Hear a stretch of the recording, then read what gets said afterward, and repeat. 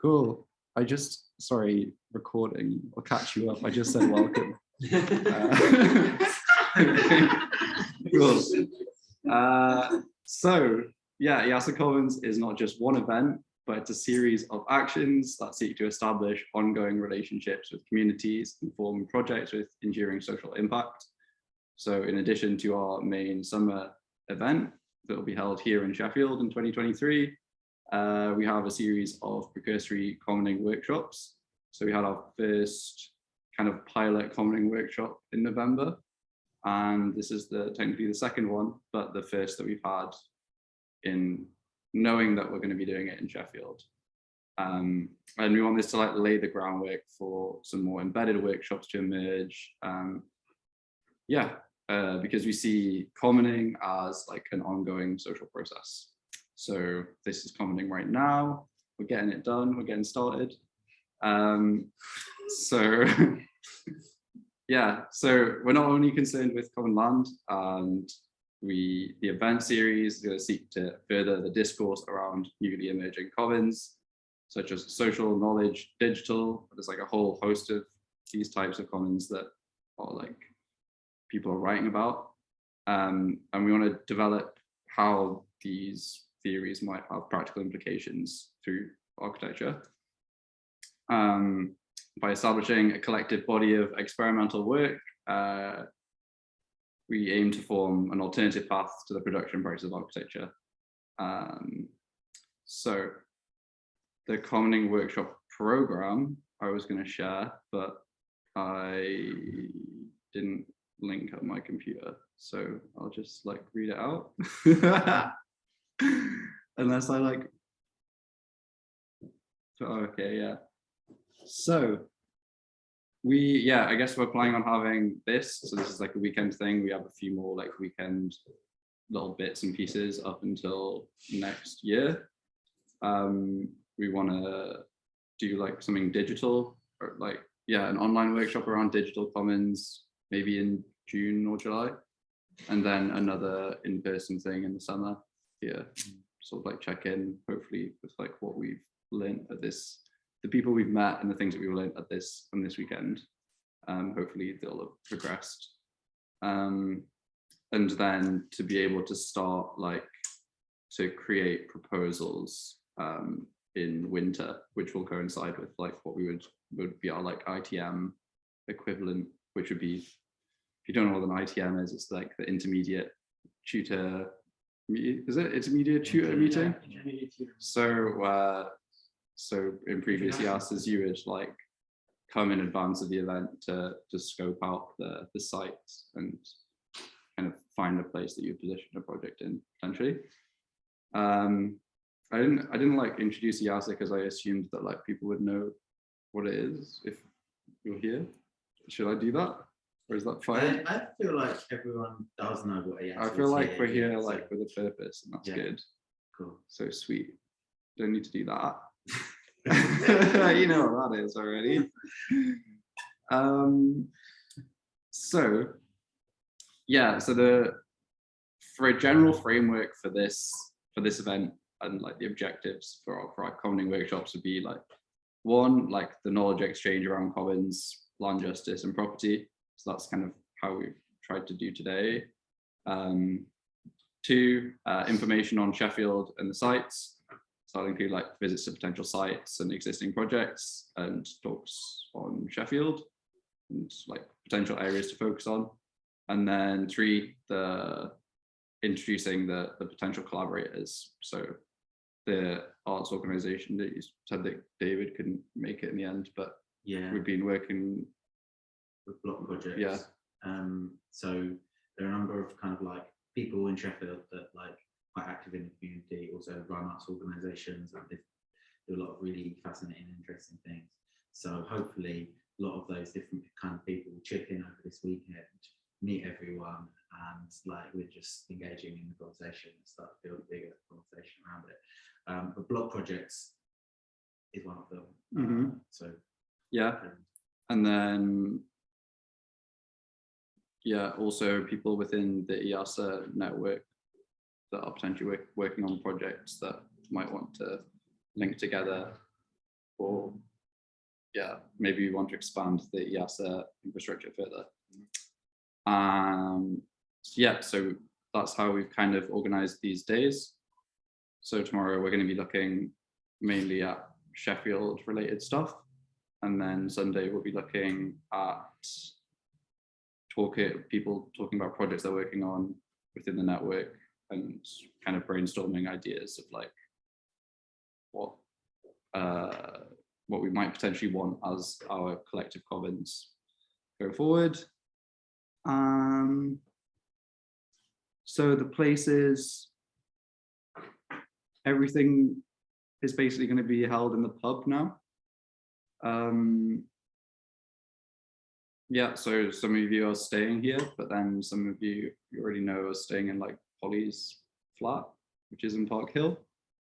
And we will be having breakfast in the pub and dinner in the pub, and then getting lunch for ourselves outside somewhere in town. But like, hopefully food prices aren't too bad here, so let's chill.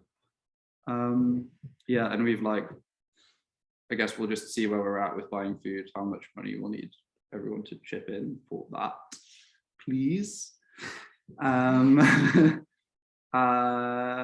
Yeah, okay, so I was gonna like briefly introduce commons, like what we mean by commons. So yeah, sorry, this is just like me talking a little bit and no slides or anything, but I hope that's like chill. That's great. Cool. Yeah, so what do we mean by the commons?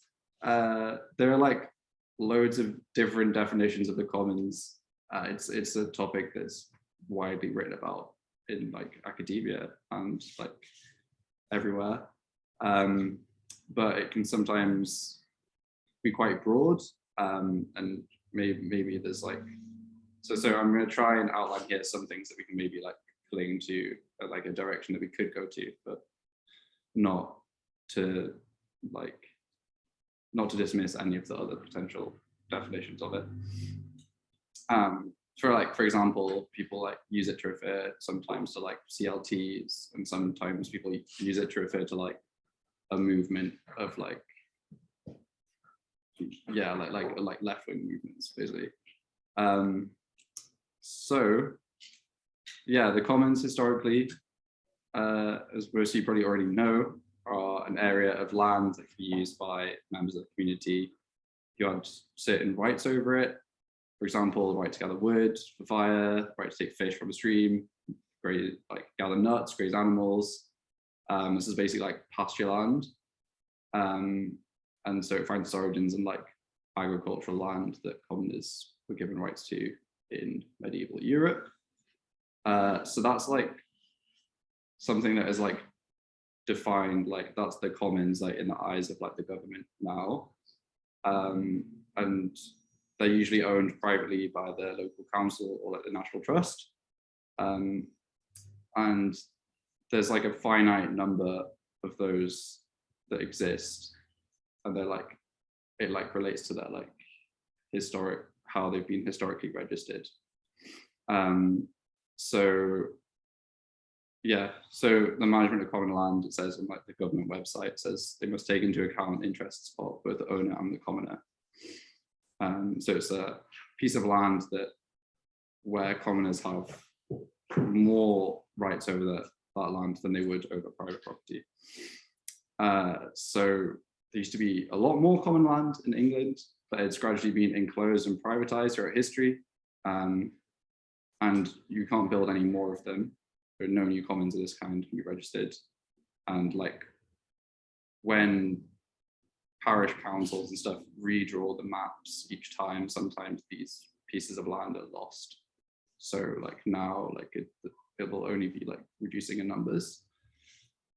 But there are other types of commons beyond common land. You might want to reconsider what we would want common land to be now in a contemporary context. So like as Guy Standing says, they are not only land, they are natural resources and assets, water, air, forests, what lies under the ground. They're social communities and institutions, civic bodies, and time-honored procedures of common law. They include the accumulated knowledge and body of ideas that are intrinsically public goods. So the commons as a movement, and in academia now consider like a whole host of new kinds of commons and are expanding the way in which you would apply a theory of like what it means to share a common resource.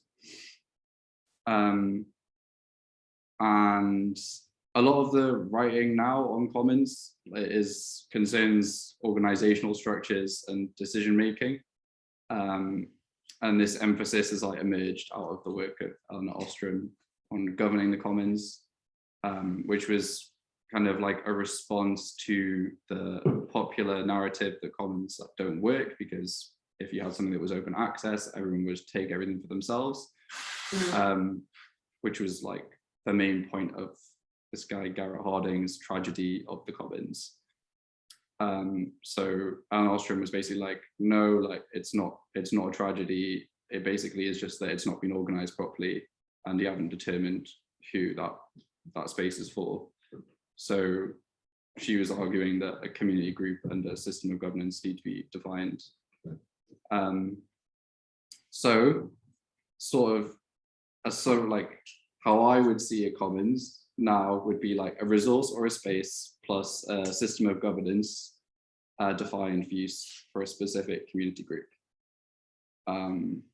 So that can apply to like a bunch of things, I guess.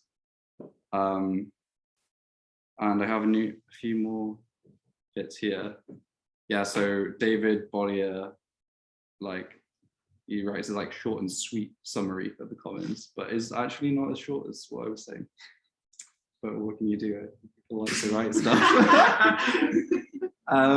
He calls it a social system for the long-term stewardship of resources that preserves shared values and community identity. A self-organized system by which communities manage resources with minimal or no reliance on the market or state. The wealth that we inherit or create together and must pass on undiminished or enhanced to our children. Our collective wealth, including the gifts of nature, civic infrastructure, cultural works, traditions, knowledge. So like, this is like, yeah, like when people talk about commons, like, I feel like then you're like, whoa, like maybe it's everything that could be shared, like ever. And so that's why I like the framing of like the governance of it, because it allows you to kind of be like, okay, but like who is this resource for? Like how will it be used by who's going to look after it going into the future? So I guess that's like, if we're going to discuss the creation of new commons, we need to also be discussing who's going to be like the creation of organizational structures as well. So so EASA Commons aims to further the discourse around these newly emerging commons. And I've like mentioned, I list some of these like things, but I'll try and just like elaborate on them a bit. Like, so like social commons, for example, is like referring to the creation of social infrastructures like care and mutual support. And like the New Economics Foundation have been doing some like work on that. It's basically like, how can social justice be provided by the community when the state has taken support away?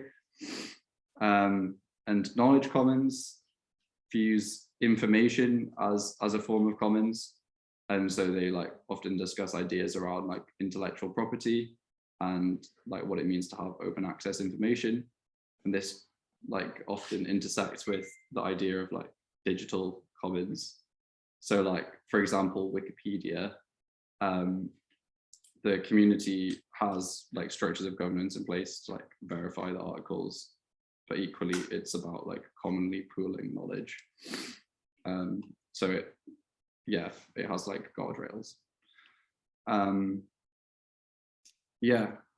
So why is it valuable for EASA to study the commons, and what can EASA contribute to the commons? So I feel like we find ourselves in like a unique situation as part of a long-standing decentralized like collective organization, and we have a glimpse into like how that functions, and how decision-making works, how collective living, eating, and working works. So like how might we apply the workings of EASA to the creation of new systems? We also like have a clear set of infrastructure that's repeated every year, like the info point, the IT lab, toolbox, EASA bar. They're like all things that exist temporarily, but like you'll always find them there each year, like they never go away. So like, yeah, do they have relevance like to the founding of permanent and like local community spaces? Or like what new elements of EASA like would we want to create for ourselves to take forward?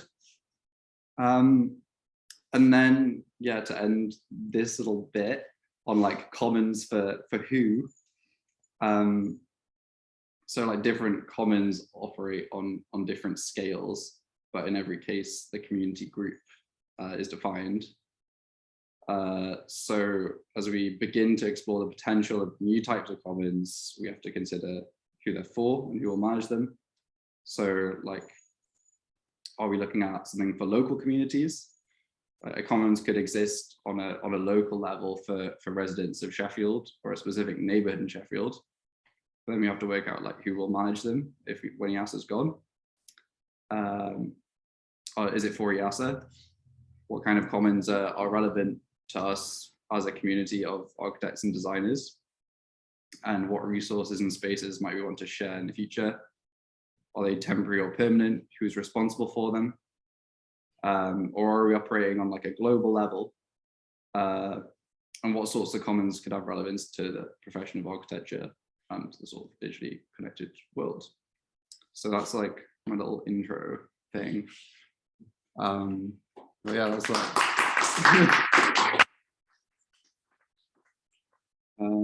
So did you share? Yeah, should we have a little maybe a 15-minute kind of discussion, elaborate on it? Sure. That was really fantastic. Thank you, Joe. No problem. Yeah, so does anyone have any comments or thoughts about? It was basically like I didn't know how much anyone knew as a base level of like what is commons. Drink. Yeah, we were talking about that a little bit before. It's not a thing in Belgium, for example. Mm-hmm. Like all of the examples I know of the commons are UK examples. Like the forest is the most common example that we hear of, where you can go grab wood or acorns or whatever. It's not something that is something in my context. The only other example I would know is like Berlin Temple, like the old airport area. I guess I'm still a bit confused about is commons. You briefly mentioned, like you talked a bit about it, but is it spatial? Is it cultural? Is it educational? Like what is it? All of that? Indeed, it's this thing. Is it everything? Is it? Well, that's the thing. It's like it's been like blasted open to include everything, which is like certainly a good thing for us when we're like defining an event. It's like we can like for people to pitch stuff to us, like we can like we're pretty open to accepting like any interpretation of that. But yeah, like it exists a lot in like theory, and often beyond like community gardens. You see a lot of examples of like, yeah, like for example, someone wrote about like in Philadelphia, like urban gardens in there. But going on a tangent. yeah, I think basically it's really unexplored in physical space, which is like what I'm like personally interested in, like how you can create new spaces beyond like resources. So it's really interesting. Is there no concept of the commons in Belgium, or is it just refined to forestry? Or is but not even forestry. Oh, really? No. So commons, we don't use that as a term. Okay. I think it's the main in the Netherlands. I know, like, obviously it's not Belgium, but that's an example of commons. I don't know if you knew about the main, but it's just I think it was, I don't know that much about it. I can relate it to the Curragh in Kildare as the commons, but it's the Curragh is owned by the Department of Defence, but it's used by lots of farmers, lots of sheep farmers that are local to the Curragh. And so the way that they manage it is they understand each other's herd sizes and the different colors of their different sheep and things, but that way they don't need to use necessarily like fences to define the uses of the space. It's just a big shared pasture. So that's how I explain it. Well, yeah, I don't know. But I thought if you knew the main thing, but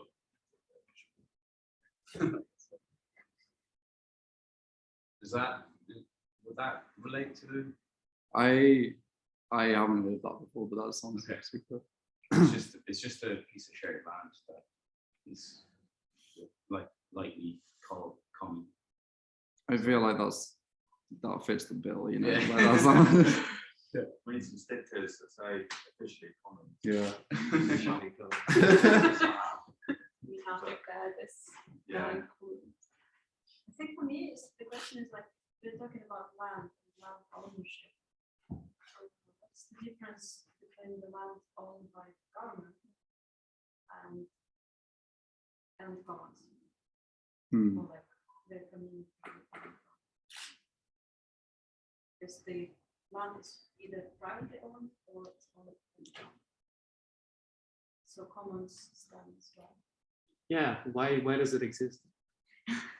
Well, that's like, so commons like now is probably it's often used shorthand to describe projects that are like community owned or like owned between a number of people. So it's like privately owned, but by. Yeah, I guess it's like it's all of the things in between one single person having the title and the state owning it.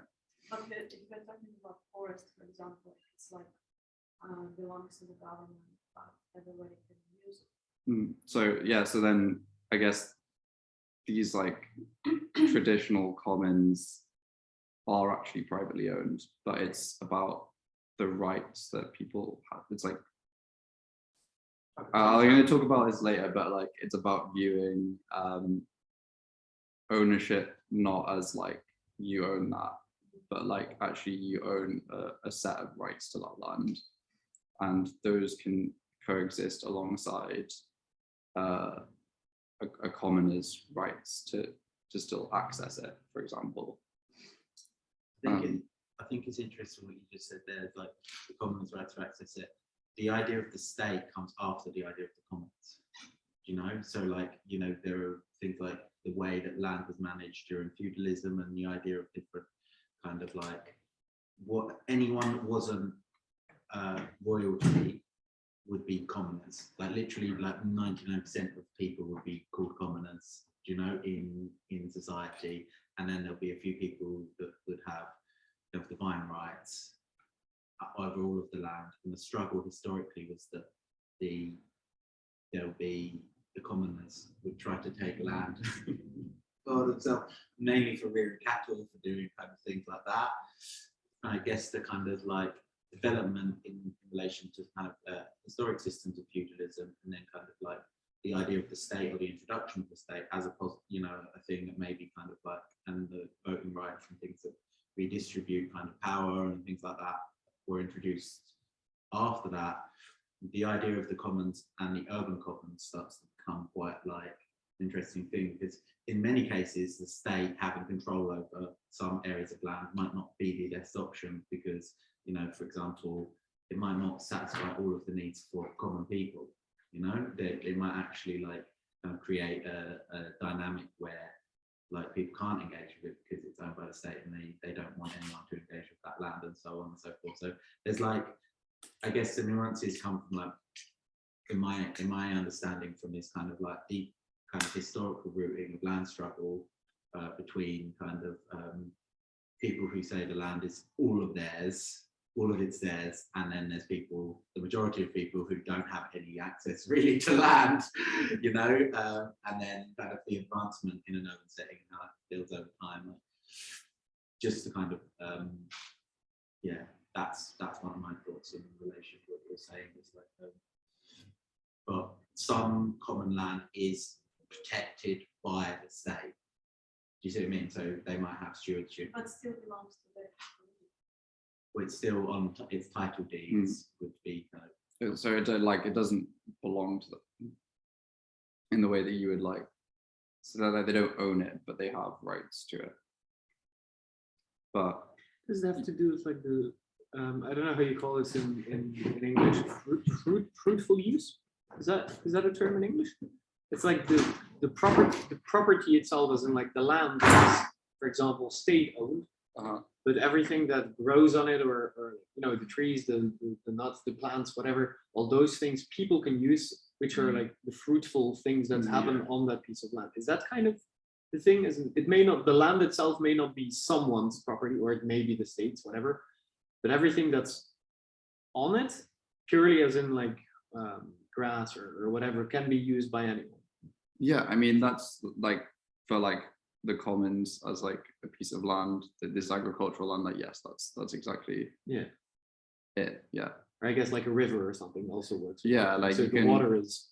It's about like, a lot of it is about like management of resources, and if it's something that is like an abundant resource that people can take from freely over time, then like, yeah, that's usually defined within the remit of the commons. Okay. Or like, but yeah, then it gets different when it's something that is like it's not a finite resource. Like, that doesn't require as much of like a legal framework. There are some really interesting comments, like the idea, the River Commons project. There was a kind of a project that just looked at the riverside, which was a kind of an area of commons, which the law around it was ambiguous. So a lot of people kind of like believed that it was still for like fishing rights and things like that. And how we engage with the river is an interesting topic around the commons as well. It's like an interesting kind of land. But we'll talk more about the river tomorrow as well. So, what's that? The river, yeah, there's a river in Sheffield, and there's a big kind of debate around yeah, at the moment, so it's kind of interesting.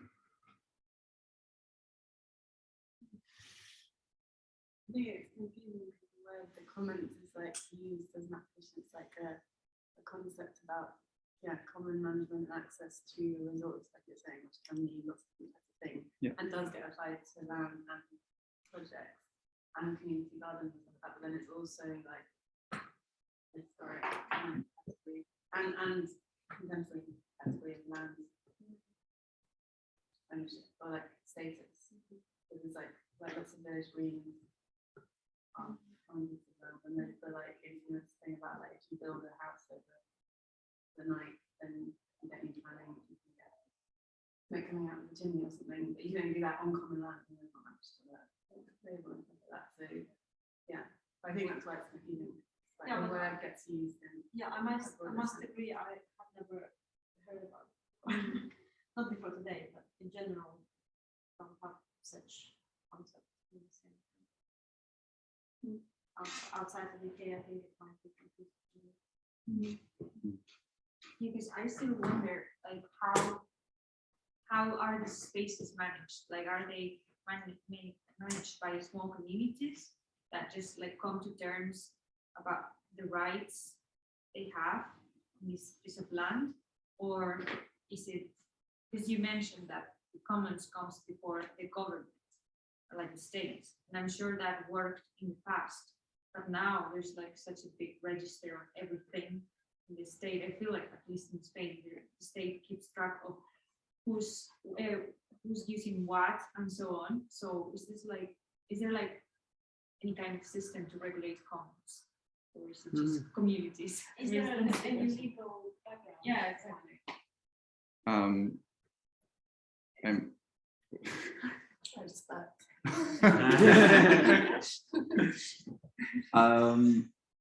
Well, I guess so. Like for me, like if I understand it in terms of like common rights, I can draw parallels between the private land where your commoner might have rights over it and a community owned project where a commoner as part of the community also has rights over it.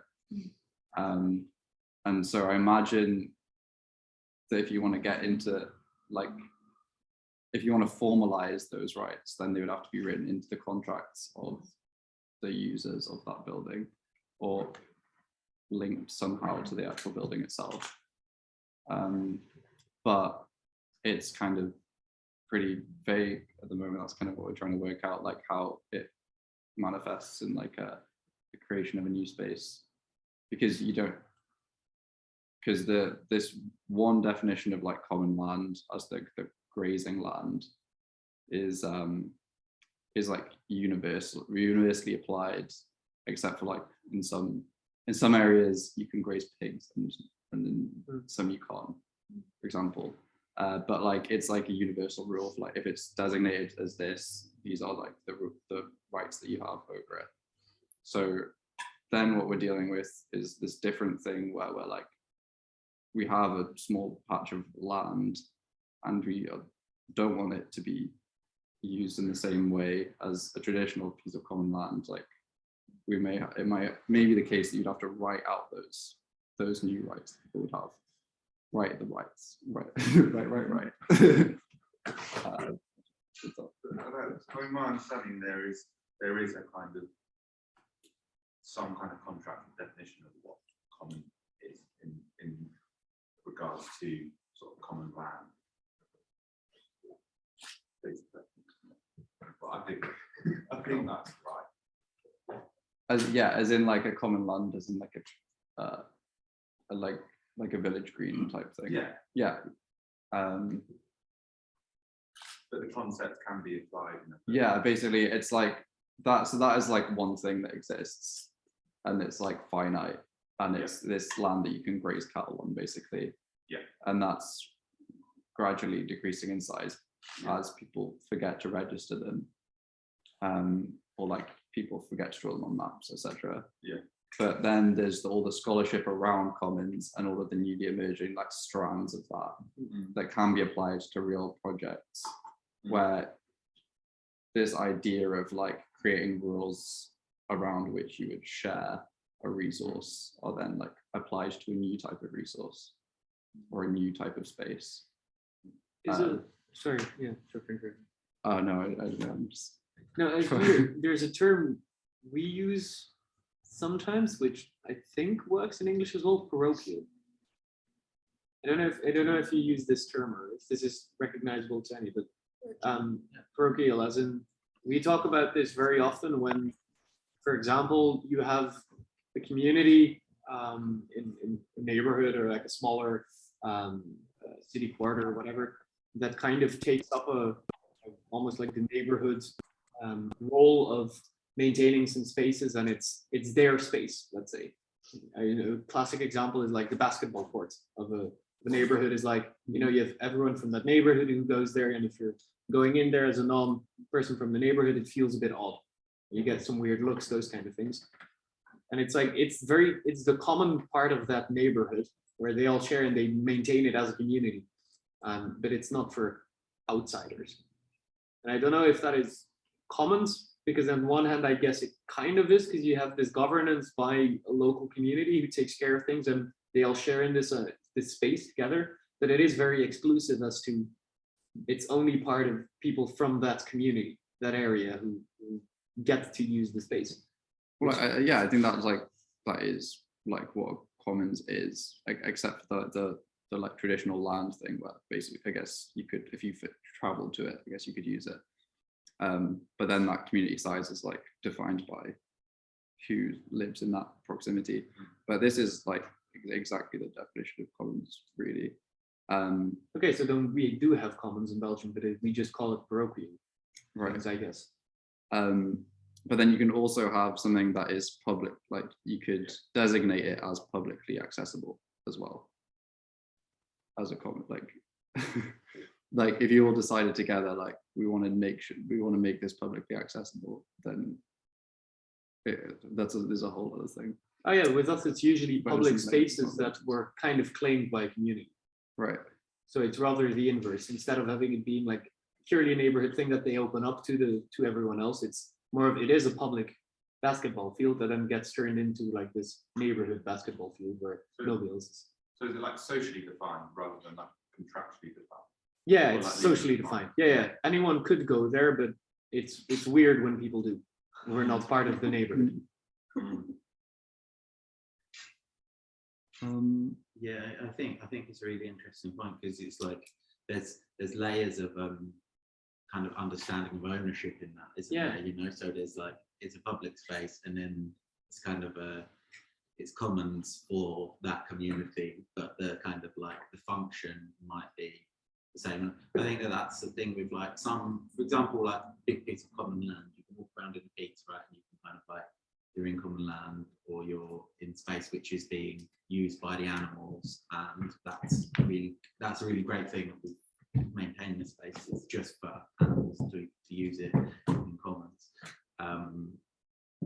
And then there's the condition of like the reality of the nuances of urban living, you know, and sustaining and maintaining urban life, which I think is slightly different. Like, you know, I feel like the urban commons and the discussion around the urban commons is something of like real importance at the moment, because it means that with the increased drive to make all spaces within the city completely and that wasn't one of these chairs. That's what I was going to say. One of these the last slide. No chair was safe. To be honest, I assumed it was one of these. Yeah. Yeah, so that was just me picking up on that. Like, I think that but it's interesting, the idea that something can be private, and actually that was something that was explored a lot, like the idea of private spaces functioning as public spaces and common spaces as well, without them being stated that they're functioning like that, just because it's like that's one of the easiest ways to get things that you need to be done. You need to do done. There's like an interesting counterpoint to the commons in the UK as well, like the whole right to roam movement as well. The right to what? Right to roam. Okay. So people couldn't just freely move through, say, Peak District. You know, you couldn't just go and walk through people's fields and whatever else. So in that sense, you know, a common land would be really sort of distinct and recognisable. And there was a sort of big mass protest to Kinder Scout where they protested about rights to access to the land. So I think that gives you a little bit of a picture of where common land sits distinctly to other types of open land. You could, you know, there's nothing physically to stop you from walking through it, but there are sort of these sort of contractual rights or not that you may or may not have over land.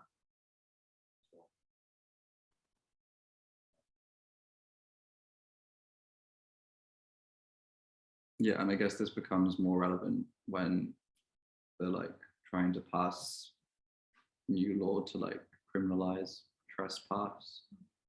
So if actually, yeah, if and when this is like passed, then like I guess you can get like fined and like potentially in prison for like being in the wrong place. So yeah, that's why discussions around rights to access are really important right now.